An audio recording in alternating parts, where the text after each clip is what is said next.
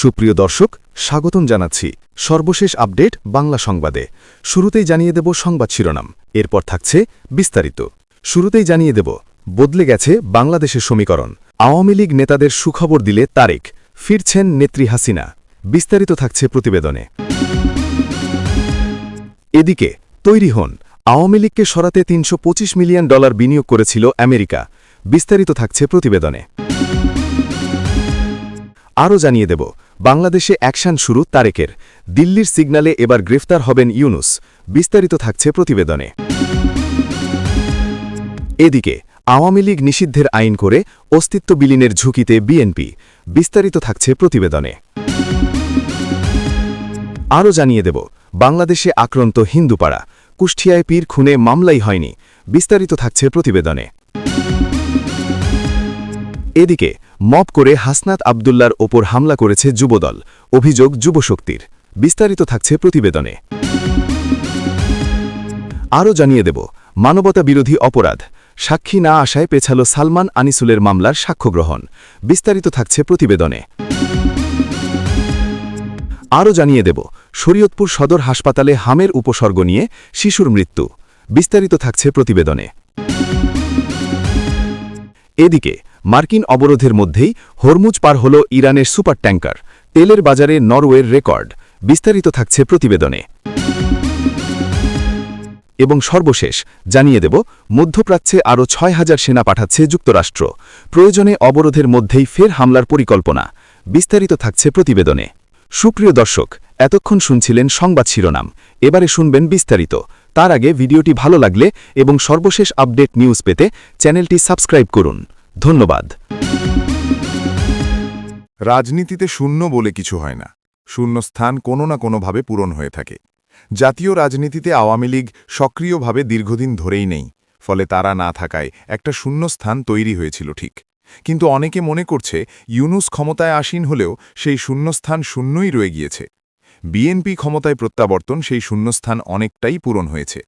পুরোপুরি না হওয়ার কারণ আওয়ামী লীগ এখন জাতীয় রাজনীতি থেকে অনেক দূরে।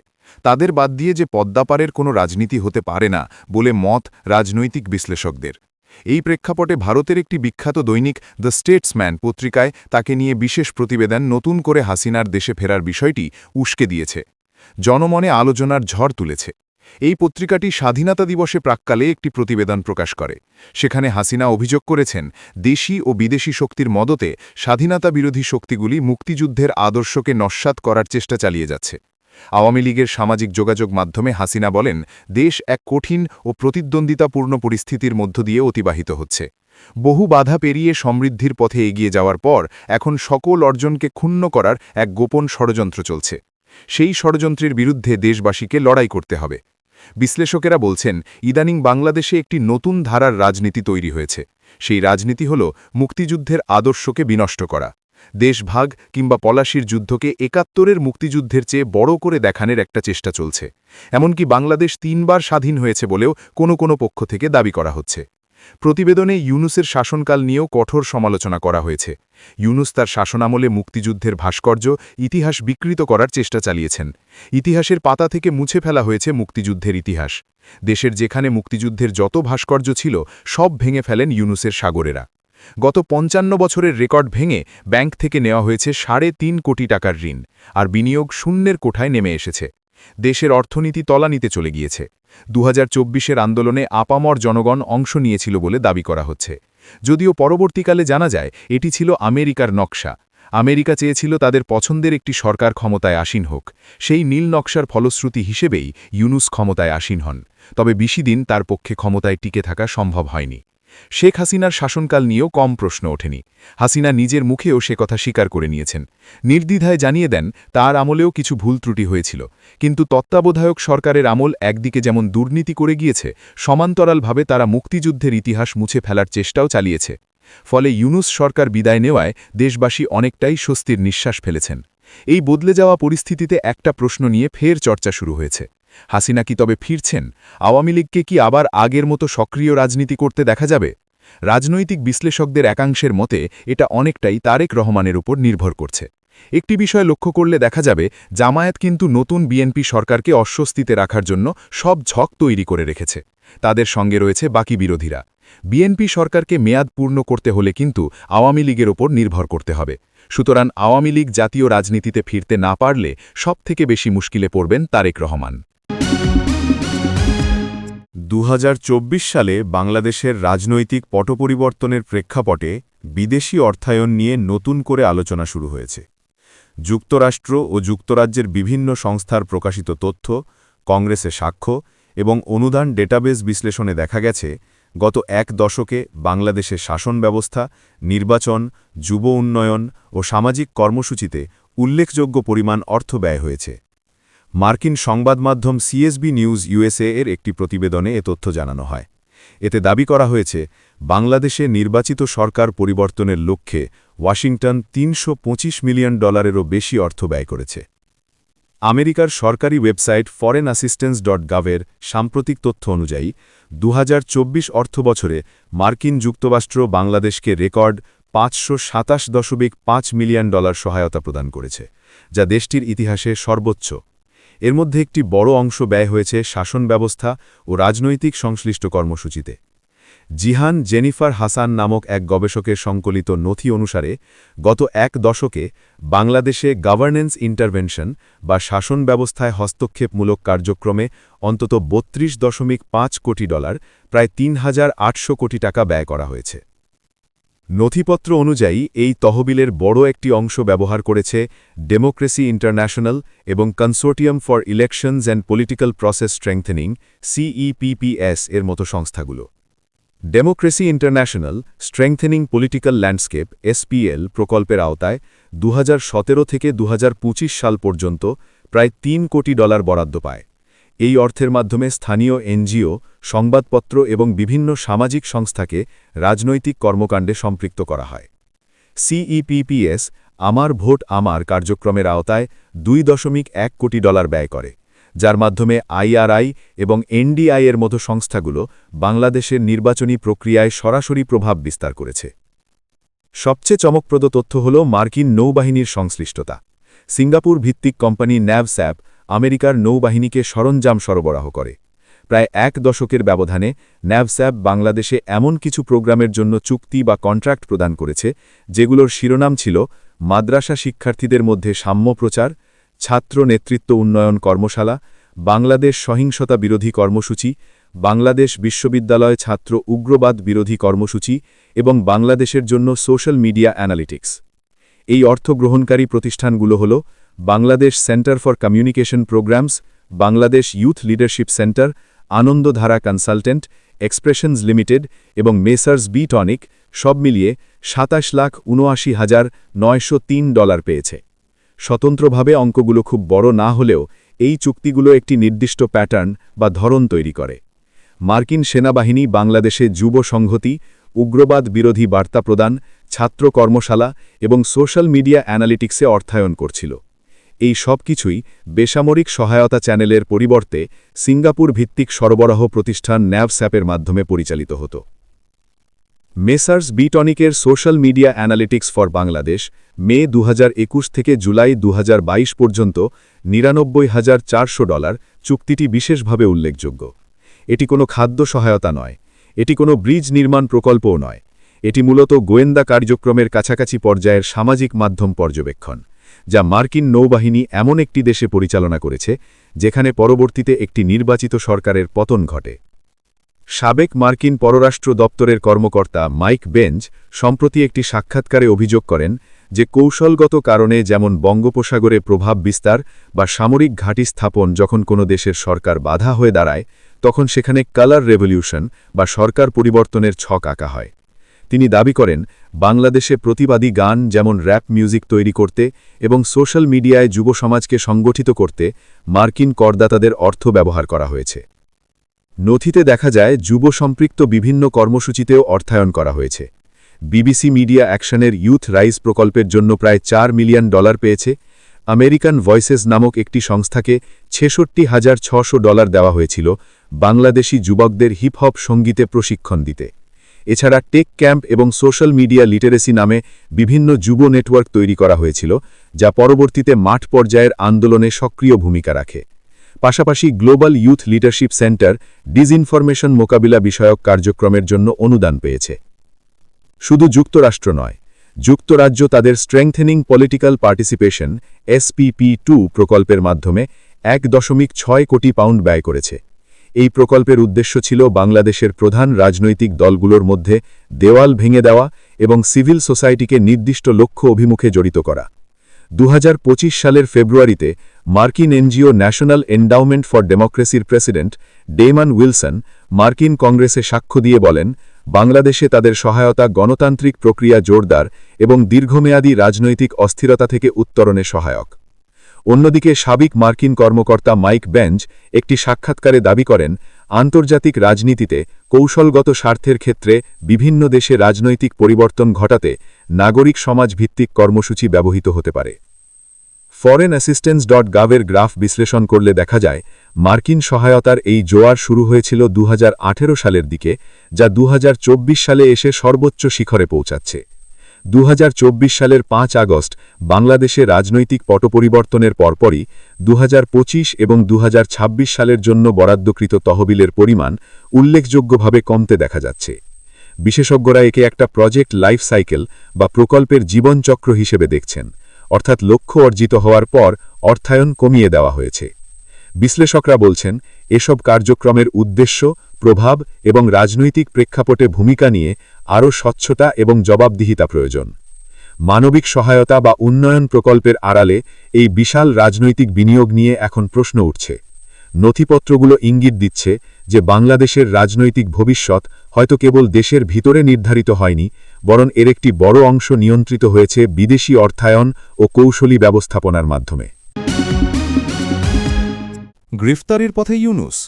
প্রশ্ন তোলার কারণ অবসরপ্রাপ্ত লেফটেন্যান্ট জেনারেল মাসুদ উদ্দিন চৌধুরীর গ্রেফতার। সোমবার গভীর রাতে ঢাকা মহানগর পুলিশের গোয়েন্দা শাখা বাড়িধারা DOHS এলাকায় তার বাড়ি থেকে তাকে গ্রেফতার করে।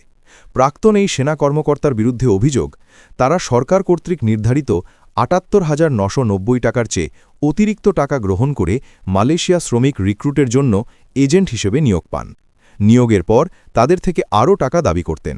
তার মাথায় হাত ছিল এক দলীয় এমপির।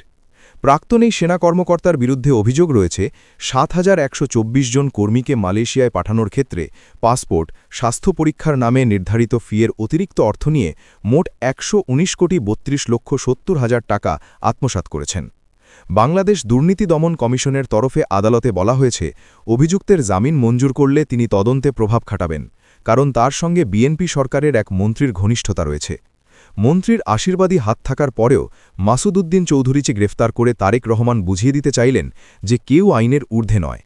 প্রশ্ন হল, মাসুদকে গ্রেফতার করেই কি থেমে যাবেন তারেক প্রশাসন? মাসুদকে গ্রেফতারের কারণ, ক্ষমতা থাকাকালীন তিনি তারেক রহমানের ওপর অত্যাচার করেছিলেন, কিন্তু এই শারীরিক নির্যাতনের পিছনে অন্য কারো সম্মতি ছিল না। ইকবাল করিম ভুইয়া কেন এখন বাইরে? সদ্য সাবেক হওয়া জেনারেল জাহাঙ্গীর আলম চৌধুরীকেই বা কেন গ্রেফতার করা হচ্ছে না? আর ১/১১ সরকার বা ২৪ জুলাই অগস্ট অভ্যুত্থানের যিনি খলনায়ক, তাকেই বা কেন তারেক রহমান গ্রেফতার করছেন না? এর মধ্যে একটি তাৎপর্যপূর্ণ বিষয় হল, বর্তমান সেনাপ্রধান ওয়াকার উজ জামান যেমন শেখ হাসিনার আত্মীয়, তেমনি মাসুদ উদ্দিন খালেদার জিয়ার দূর সম্পর্কের আত্মীয়। খালেদা প্রধানমন্ত্রী থাকাকালীন মাসুদ উদ্দিন বাংলাদেশ সেনাবাহিনীর ৯ম ডিভিশনের জিওসি হন। সেই তার বিরুদ্ধে খালেদার সঙ্গে বেইমানি করার অভিযোগ ওঠে। যেমন একই অভিযোগ উঠেছে শেখ হাসিনাকে নিয়ে বর্তমান সেনাপ্রধান ওয়াকার উজ জামানের বিরুদ্ধে। বিএনপির বরাবরের অভিযোগ, তত্ত্বাবধায়ক সরকার গঠন এবং প্রায় ২ বছর তাদের ক্ষমতায় থেকে যাওয়ার পিছনে কলকাঠি নেড়েছিলেন তৎকালীন লেফটেন্যান্ট জেনারেল মাসুদ উদ্দিন। সময়মতো ভোট হলে খালেদার নেতৃত্বে বিএনপি ক্ষমতায় আসত বলে দলটি মনে করে, কিন্তু তত্ত্বাবধায়ক সরকারের নেতৃত্বে ২০০৮-এর ডিসেম্বরে অনুষ্ঠিত নির্বাচনে বিপুল ভোটে জয় হয় আওয়ামী লীগ। সেই থেকে টানা ১৬ বছর ক্ষমতায় ছিল দলটি। অন্যদিকে একটানা ২ দশক ক্ষমতার বাইরে ছিল বিএনপি। যদিও রাজনৈতিক মহল বলছে ইউনুসের গ্রেফতারি সময়ের অপেক্ষা, তাকে কখন গ্রেফতার করা হবে সেটা জানিয়ে দেবে দিল্লি। বাংলাদেশের রাজনৈতিক ইতিহাসে ১/১১ একটি গুরুত্বপূর্ণ এবং বিতর্কিত অধ্যায়। দীর্ঘ ১৯ বছর পর সেই সময়ের একজন সেনা কর্মকর্তা গ্রেফতার কিছু প্রশ্নের জন্ম দিচ্ছে। প্রশ্ন উঠছে, বিচার কি সবার জন্য হচ্ছে নাকি শুধু নির্বাচিত কিছু ব্যক্তির জন্য? জেনারেল মাসুদ উদ্দিন চৌধুরীকে আটক করা হয়েছে নির্যাতনের অভিযোগে, কিন্তু সেই সময়ের অন্য গুরুত্বপূর্ণ ব্যক্তিরা এখনও বাইরে কেন? আর সবচেয়ে বড় প্রশ্ন, যাদের অনেকেই মাস্টারমাইন্ড হিসেবে দেখেন, তারা কি সত্যিই বিচারের বাইরে? ইকবাল করিম ভুইয়া তার মধ্যে অন্যতম। আর পূর্বতন তদারকি সরকার প্রধান মোহাম্মদ ইউনুসকে কেন গ্রেফতার করা হচ্ছে না? শোনা যায় তিনি তারেককে মেরে ফেলার নির্দেশ দিয়েছিলেন। বাতাসে ভাষা গুঞ্জন অনুযায়ী জিয়ার প্রয়াণের পিছনে তার হাত ছিল। ১-১১ এবং ২০২৪-এর গোলমালের পিছনে হাত ছিল মোহাম্মদ ইউনুসের। জনগণের ভোটে নির্বাচিত একটি সরকারকে সরিয়ে দিয়ে ক্ষমতা দখল করেছিলেন মোহাম্মদ ইউনুস। দেশ শাসন করতে নয়, শাসন ক্ষমতা ভোগ করতে। আর তার আমলে বাংলাদেশে কি হয়েছে তার নতুন করে বলার দরকার পড়ে না। উত্তরের রংপুর থেকে মধ্য দক্ষিণ বাংলাদেশের কুষ্টিয়ার দূরত্ব কম নয়, কিন্তু কয়েক ঘণ্টার ব্যবধানে এই দুই জায়গায় দুটি একই ধাঁচের পূর্বপরিকল্পিত হামলার ঘটনা চমকে দিয়েছে বাংলাদেশকে। সমাজমাধ্যমে অনেকের অভিযোগ সরকার বদল হলেও বদলাল না বাংলাদেশ। মোহাম্মদ ইউনুসের আমলে যে সাম্প্রদায়িকতার আস্ফালন দেখা যেত, তারেক রহমানের বিএনপি সরকারের আমলেও তাই দেখা যাচ্ছে। মবতন্ত্র থেকে এখনও বেরোতে পারেনি ওপার বাংলা। দুটি ঘটনাতেই হামলা, লুটপাট, অগ্নিসংযোগের শিকার সংখ্যালঘু এবং সুফি সন্তরা। হিসেব বলছে, ইউনুসের অন্তর্বর্তী সরকারের ২.৫ বছরে ধর্মীয় সংখ্যালঘুদের ওপরে অন্তত ৩০০টি হামলার ঘটনা ঘটেছে। লুটপাট করে আগুন দিয়ে জ্বালিয়ে দেওয়া হয়েছে ৯৭টি মাজার। এছাড়া আক্রান্ত হয়েছে অজস্র বাউল ফকির, সুফি সন্ত এবং সহজিয়াদের আখড়া। এই ধরনের ঘটনার বিরাম নেই তারেকের আমলেও। শুক্রবার গভীর রাতে রংপুর শহরের ২৪ নম্বর ওয়ার্ডের কাঁচনা দাসপাড়ায় এক মাদকাসক্ত যুবকের মৃত্যুর ঘটনাকে ঢাল করে হিন্দু প্রধান গ্রামে ভাঙচুর, লুটপাট করেছে সংঘবদ্ধ দুষ্কৃতীরা। মৃতের স্ত্রী ও স্বজনেরা জানিয়েছেন, এই মৃত্যুর সঙ্গে পড়শি হিন্দুদের কোনো সম্পর্ক নেই। তবু বেছে বেছে হিন্দুদের বাড়ি ও দোকানে ঢুকে লুটপাট করা হয়েছে, আগুন ধরিয়ে দেওয়া হয়েছে। পুলিশ জানিয়েছে, হত্যাকাণ্ডের ঘটনাকে ভিন্ন খাতে প্রবাহিত করতে তৃতীয় পক্ষ এই ভাঙচুর চালিয়েছে। সনাতন ধর্মাবলম্বীদের অভিযোগ, দাসপাড়া এলাকায় রাকিব বয়স ২১ নামে মাদকাসক্ত যুবকের হত্যাকাণ্ড ঘটেও স্থানীয়রা কেন সাক্ষী দেননি, এই প্রশ্ন তুলে সংখ্যালঘুদের বাড়ি ও দোকানে হামলা চালানো হয়। স্থানীয়দের অভিযোগ, আর এক প্রভাবশালী মাদক ব্যবসায়ী রাকিবের খুনে দায়ী। তিনিই বিষয়টিকে ভিন্ন খাতে ঘোরাতে সংখ্যালঘুদের নিশানা করেছেন, যাদের উচ্ছেদে তিনি লাভবান হবেন। কিন্তু বিষয়টি নিয়ে পুলিশ খুব একটা এগোয়নি। কুষ্টিয়ায় একটি পুরনো ভিডিওকে নতুন করে সমাজমাধ্যমে ছড়িয়ে সুফি শামীমকে হত্যা করার ঘটনাটিকেও স্থানীয়রা বলছেন পূর্বপরিকল্পিত। শনিবার সকালে এই অ্যাকশন চালানো হবে বলে ঘোষণা করে দুষ্কৃতীদের আগেই জড়ো করা হয়েছিল। শুক্রবার রাত থেকেই দৌলতপুরের ফিলিপনগরে লোকজন জড়ো হলেও পুলিশ নাকি কিছুই জানতে পারেনি। শনিবার বেলার দিকে সুফি শামীমের মাজারে হামলা চালিয়ে লুটপাট ও অগ্নিসংযোগ শুরু হয়। খবর পেয়ে পুলিশ সেখানে গেলেও তারা সংখ্যায় অনেক কম ছিল বলে বাধা দেওয়া যায়নি এমন যুক্তি দিয়েছে। কয়েক ঘণ্টা ধরে দুষ্কৃতীরা অবাধে লুটপাট চালিয়েছে। মাজারটিকে ধ্বংস করা হয়েছে। আস্তানার প্রধান সন্ত শামীমকে পিটিয়ে ও কুপিয়ে খুন করা হয়েছে। কোপানো হয়েছে আরও ৩ জনকে। তারা আশঙ্কাজনক অবস্থায় হাসপাতালে ভর্তি। কিন্তু তারপরেও পুলিশ কোনো মামলা করেনি, কাউকে গ্রেফতারও করেনি। দৌলতপুর থানার ওসি আরিফুর রহমান জানিয়েছেন, নিহতের পরিবারের পক্ষ থেকে কোনো লিখিত অভিযোগ এখনও পুলিশ পায়নি, তাই এ ঘটনায় কাউকে আটক করা সম্ভব হয়নি।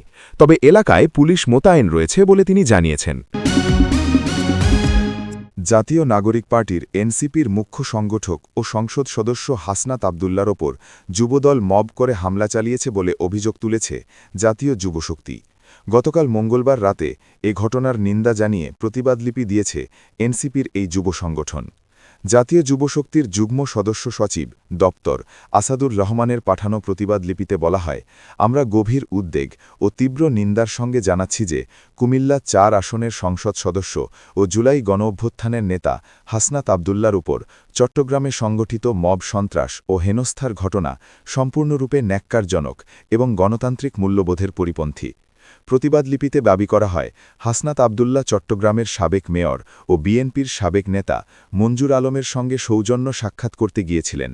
মঞ্জুর আলম ২০১০ ও ২০১৫ সালে বিএনপির মনোনয়নপ্রাপ্ত প্রার্থী ছিলেন এবং খালেদা জিয়ার জন্য বিভিন্ন কর্মসূচি আয়োজন করেছেন। প্রতিবাদলিপিতে বলা হয়, তখন কোনো ধরনের প্রতিবাদ দেখা না গেলেও মঙ্গলবার তাকে দোসর আখ্যা দিয়ে একজন নির্বাচিত জনপ্রতিনিধির ওপর মব সন্ত্রাস চালানো স্পষ্ট দ্বিচারিতা ও রাজনৈতিক অসহিষ্ণুতার বহিঃপ্রকাশ। জাতীয় যুবশক্তি মনে করে, রাজনৈতিক মতভেদ থাকতেই পারে, কিন্তু তা কখনোই সহিংসতা, হুমকি বা মব সৃষ্টির মাধ্যমে প্রকাশ করা গ্রহণযোগ্য নয়। যুবশক্তি এই ঘটনার সুষ্ঠু তদন্ত, জড়িতদের দ্রুত শনাক্তকরণ এবং দৃষ্টান্তমূলক শাস্তির দাবি জানিয়েছে। পাশাপাশি সকল রাজনৈতিক শক্তির প্রতি সহনশীলতা ও গণতান্ত্রিক আচরণ বজায় রাখার আহ্বান জানিয়েছে এনসিপির এই যুব সংগঠন। মানবতাবিরোধী অপরাধের একটি মামলায় সাক্ষী না আসায় ক্ষমতাচ্যুত প্রধানমন্ত্রী শেখ হাসিনার উপদেষ্টা সালমান এফ রহমান ও সাবেক আইনমন্ত্রী আনিসুল হকের বিরুদ্ধে সাক্ষ্য গ্রহণ পিছিয়েছে। পরবর্তী সাক্ষ্য গ্রহণের জন্য আগামী ২৭ এপ্রিল দিন ধার্য করেছেন ট্রাইব্যুনাল। বুধবার ১৫ এপ্রিল আন্তর্জাতিক অপরাধ ট্রাইব্যুনাল ১-এর সদস্য বিচারক মোহাম্মদ মহিতুল হক এনাম চৌধুরীর একক বেঞ্চ এ দিন ধার্য করেন। ট্রাইব্যুনালে প্রসিকিউশনের পক্ষে শুনানি করেন প্রসিকিউটর গাজী এম.এইচ. তামিম। তিনি এ মামলায় পরবর্তী সাক্ষ্য গ্রহণের জন্য আরও ১ সপ্তাহ সময় চান। তার আবেদনের পরিপ্রেক্ষিতে নতুন দিন ঠিক করেন আদালত। প্রসিকিউশন সূত্র জানায়, সালমান আনিসুলের বিরুদ্ধে আজ সাক্ষ্য গ্রহণের দিনক্ষণ ঠিক থাকলেও অসুস্থতার কারণে হাজির হতে পারেননি সাক্ষী। এজন্য সাক্ষ্য গ্রহণ পেছানোর আবেদন করা হয়। এদিকে আজ সকালে এ মামলার ২ আসামিকেই কারাগার থেকে প্রিজন ভ্যানে করে ট্রাইব্যুনালে হাজির করে পুলিশ। তবে সাক্ষ্য না হওয়ায় তাদের পুনরায় কারাগারে নেওয়া হয়। চলতি বছরের ১২ জানুয়ারি সালমান ও আনিসুলের বিরুদ্ধে আনুষ্ঠানিক অভিযোগ গঠনের মাধ্যমে বিচার শুরুর আদেশ দেন ট্রাইব্যুনাল ১, যদিও নিজেদের নির্দোষ দাবি করে ন্যায় বিচার প্রার্থনা করেছেন তারা। গত ২২ ফেব্রুয়ারি শুরু হয় সাক্ষ্য গ্রহণ। তাদের বিরুদ্ধে হত্যা, উস্কানি, প্ররোচনাসহ ৫টি অভিযোগ এনে ফরমাল চার্জ বা আনুষ্ঠানিক অভিযোগ জমা দেয় প্রসিকিউশন। গত বছরের ৪ ডিসেম্বর এসব অভিযোগ আমলে নেন ট্রাইব্যুনাল। শরীয়তপুর সদর হাসপাতালে হামের উপসর্গ নিয়ে ভর্তি হওয়ার ৬ দিন পর জাহিদ নামে ১০ মাস বয়সী এক শিশুর মৃত্যু হয়েছে। এ নিয়ে জেলায় হামের উপসর্গে মৃতের সংখ্যা দাঁড়াল ৩ জনে। আজ বুধবার ১৫ এপ্রিল বিষয়টি নিশ্চিত করেছেন সদর হাসপাতালের আবাসিক চিকিৎসা কর্মকর্তা আরএমও মিতু আক্তার। হাসপাতাল সূত্রে জানা যায়, ৮ এপ্রিল তীব্র জ্বর, কাশিসহ হামের উপসর্গ নিয়ে জয়নাল মিয়ার ১০ মাস বয়সী ছেলে জাহিদকে শরীয়তপুর সদর হাসপাতালে ভর্তি করা হয়। পরদিন তার নমুনা সংগ্রহ করে পরীক্ষার জন্য ঢাকায় পাঠানো হয়। তবে পরীক্ষার রিপোর্ট আসার আগেই ৬ দিন চিকিৎসাধীন থাকার পর মঙ্গলবার দিবামত রাতে তার মৃত্যু হয়। জাহিদ সদর উপজেলার আঙ্গারিয়া এলাকার বাসিন্দা। জেলা সিভিল সার্জন কার্যালয় সূত্রে জানা গেছে, জেলায় এ পর্যন্ত হামের উপসর্গ নিয়ে ১৬৭ জন চিকিৎসা নিয়েছে। তাদের মধ্যে ৪২ জন সুস্থ হয়ে বাড়ি ফিরেছে। বর্তমানে সদর হাসপাতাল সহ বিভিন্ন উপজেলা হাসপাতালে ৬৯ জন চিকিৎসাধীন আছে। গত ২৪ ঘণ্টায় নতুন করে আরও ৯ জন হামের উপসর্গ নিয়ে চিকিৎসা নিতে এসেছে। এর মধ্যে সদর হাসপাতালে বর্তমানে ২০ জন রোগী ভর্তি রয়েছে। সদর হাসপাতালের আরএমও মিতু আক্তার বলেন, প্রতিদিনই হামের উপসর্গ নিয়ে রোগী হাসপাতালে আসছে। হামে আক্রান্ত রোগীদের জন্য আলাদা আইসোলেশন কক্ষের ব্যবস্থা করা হয়েছে। মঙ্গলবার দিবাগত রাতে জাহিদ নামে ১০ মাস বয়সী এক শিশুর মৃত্যু হয়েছে, তবে তার পরীক্ষার রিপোর্ট এখনও পাওয়া যায়নি।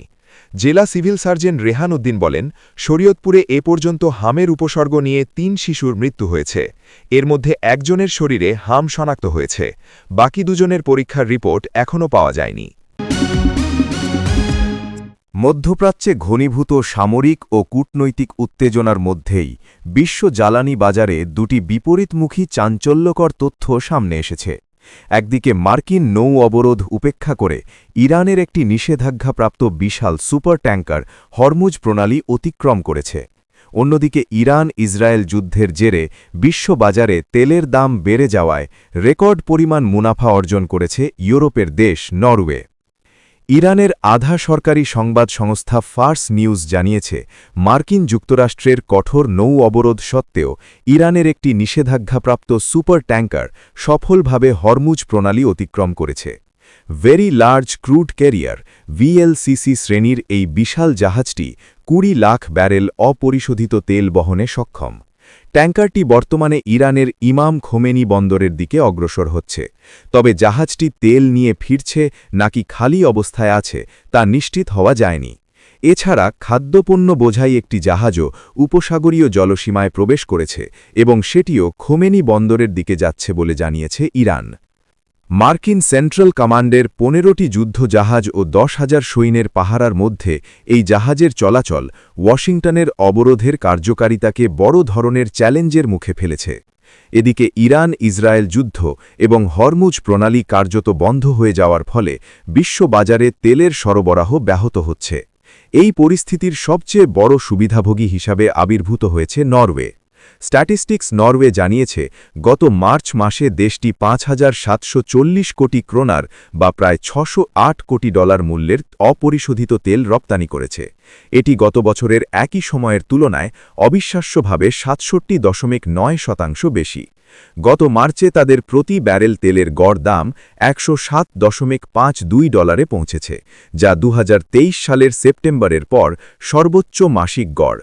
রাশিয়ার পর ইউরোপের বৃহত্তম জ্বালানি অর্থাৎ তেল ও গ্যাস উৎপাদক হিসাবে নরওয়ে বর্তমানে বিশ্ববাজারে তেলের ঘাটতি মেটাতে উল্লেখযোগ্য ভূমিকা রাখছে।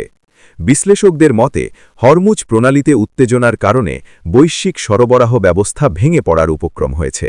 এর ফলে একদিকে যেমন সাধারণ আমদানিকারক দেশগুলো বিপাকে পড়েছে, অন্যদিকে নরওয়ের মতো বিকল্প রপ্তানিকারক দেশগুলো বিপুল মুনাফা করছে। মার্কিন নৌ অবরোধের মাধ্যমে ইরানকে অর্থনৈতিকভাবে পঙ্গু করার চেষ্টা চললেও নিষেধাজ্ঞাপ্রাপ্ত জাহাজের চলাচল প্রমাণ করছে যে তেহরান এখনও বিকল্প পথে তাদের বাণিজ্য সচল রাখার চেষ্টা করছে। আইএমএফের পূর্বাভাস অনুযায়ী এই যুদ্ধের ফলে বিশ্বজুড়ে মূল্যস্ফীতি বাড়তে পারে। যদি হরমুজ প্রণালী দিয়ে তেলের চলাচল দীর্ঘ সময়ের জন্য ব্যাহত হয়, তাহলে তেলের দাম আরও বাড়বে, যা নরওয়ের মতো দেশগুলোর আয় আরও বাড়াবে, কিন্তু উন্নয়নশীল দেশগুলোর অর্থনীতির ওপর মারাত্মক চাপ সৃষ্টি করবে।